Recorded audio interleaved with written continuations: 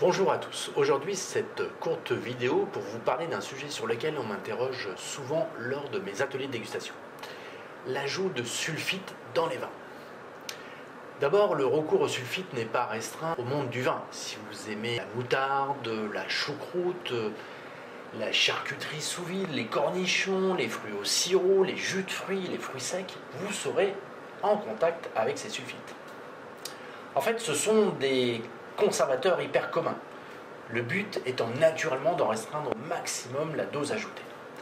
D'ailleurs, ces doses dans le vin ne cessent de diminuer. Vous en absorberez encore moins si vous optez pour des vins plus proches du naturel, comme les vins bio, biodynamiques, et forcément les vins nature. Si les vignerons en rajoutent, ce n'est pas par plaisir. Il est aujourd'hui très difficile de s'en passer totalement. D'abord, c'est un antiseptique, donc il permet d'éviter certaines maladies du vin. Il ralentit aussi drastiquement l'oxydation prématurée. Ce petit goût de noix que la plupart d'entre vous n'apprécient guère.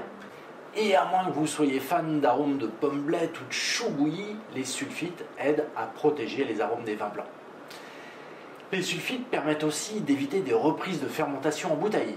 Car si vous aimez les bulles dans le champagne, vous n'aimeriez pas trouver cette sensation gazeuse dans votre vin rouge.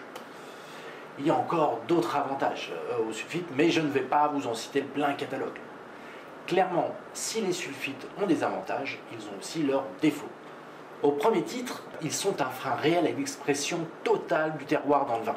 C'est bien pourquoi les vignerons cherchent à s'en affranchir ou à en limiter au maximum le recours.